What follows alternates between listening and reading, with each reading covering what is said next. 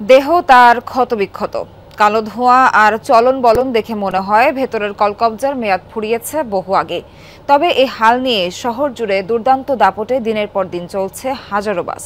বাসের নোংরা সিট আর শ্রীহীন পরিবেশে অতিষ্ঠ নগরবাসী। প্রশাসন যেন দেখেও দেখতে পায় না রাজধানীর এসব বাস।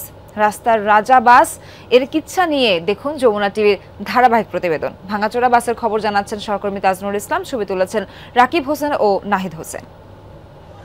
শিয়া বাটার, অ্যালোভেরা ও ভিটামিন ই সমৃদ্ধ লিলি বিউটি সোপ।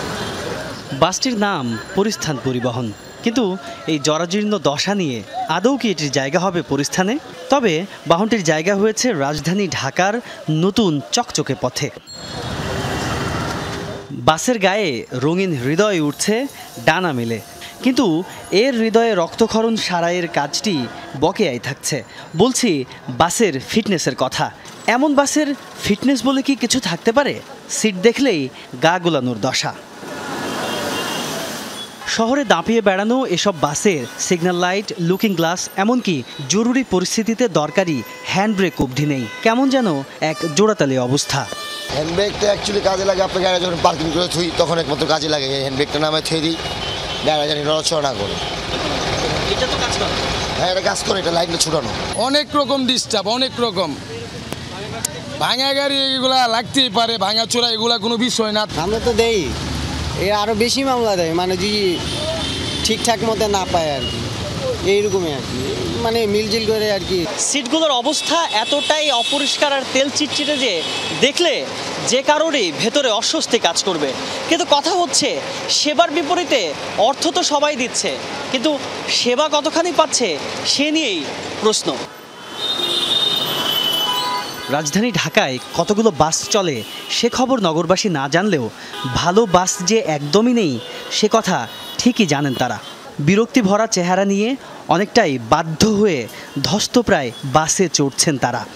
নতুন নতুন জামা কাপড় হয়তো বা নষ্ট হয়ে যায়, নোংরা হয়ে যায়, তো এরকম সিট না থাকলে যদি সিটগুলো একটু সুন্দর হয় তাহলে হয়তো বা আমরাও একটু স্যাটিসফাইড হইতে পারি। জানালার পাশে দেখা গেছে বমি লেগে রয়েছে, উঠলেই সিটের কভার পিছলার জন্য ধরা যায় না, ধুইলে তো প্রচুর ময়লা বের হয়। বাসা থেকে যদি আমি ফ্রেশ হয়ে বের হই, একদম ক্লিন রাস্তাঘাট থাকলেও, মানে রাস্তাঘাট তো ক্লিন থাকা সম্ভব না, তবুও বাসে ওঠার পরে আমার সব কিছু ওইখানেই শেষ। এটা তো আসলে এটা তো ধোয়ার কোনো সিস্টেমই নেই একেবারে। না, মানে আপনি তো বুঝতে পারছেন যে এই যে আমরা এখন যে বাসটাতে আছি, আপনার কি মনে হয় এই বাসটা সবশেষ কবে পরিষ্কার করছিল? এটা সঠিক আমার জানা নেই। প্রতিদিনই তিলোত্তমা ঢাকাকে সাজাতে কত শত পরিকল্পনা নেওয়া হচ্ছে, কিন্তু এই লক্কর ঝক্কর বাসের কথা সবাই কেমন বেমালুম ভুলে যায়। গণপরিবহন ব্যবহার করা মানুষের ভাগ্য কি তবে এমনই থেকে যাবে? যানবাহনের নিয়ন্ত্রক সংস্থা বলছে, জুনের 1 তারিখের পর কোনো আনফিট বাস ঢাকার রাস্তায় চলতে দেয়া হবে না। এর সাথে একমত মালিকপক্ষ। ঢাকা চলাচলরত যত পরিবহন কোম্পানি আছে সবাই এমডি চেয়ারম্যানকে চিঠি দেওয়া হয়েছে। সব কোম্পানি থেকে গাড়ির নাম্বার সহ লিস্ট নেওয়া হয়েছে, কয়টা গাড়ির কাজ হয়েছে ওগুলো আমাদেরকে জমা দিয়েছে। আমরা এগুলো বিআরটিতে জমা দেবো, যেগুলো বাকি আছে ওগুলো কাজ করার জন্য আমরা প্রেশার দিয়ে যাচ্ছি। বাহ্যিকভাবে যেটা দেখতে আনফিট মনে হয়, এটা ইদানিং আনসেফটি বেড়ে গেছে। এই জন্য আমরা মালিক সংগঠন হিসেবে আলাপ করেছি এবং তারা আমাদের কথা দিয়েছে এবং তাদেরকে আমরা বলেছি যে 31শে মে মাসের মধ্যে তারা যেন গাড়িগুলো সব দৃষ্টিনন্দন করে ফেলে।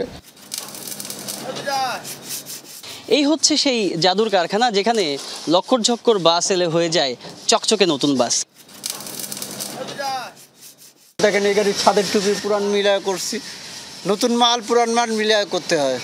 আবার বাংলায় যেটা জোড়াতালি বলে, জোড়াতালিরা তা আর কি আপনার গিয়ে যেভাবে কাজ চালানো যায় সেভাবে কাজ করি আর কি, মানে যে যেমন বাজেট দেয়, বাজেটের উপরে নির্ভর করে। ইঞ্জিনের তো ধরেন অনেকদিন সার্ভিস যায়, ইঞ্জিনের কাজ কাম কিছুটা পার্টস চেঞ্জ করানো লাগে, কিছুটা পার্টস মডিফিকেশন করানো লাগে।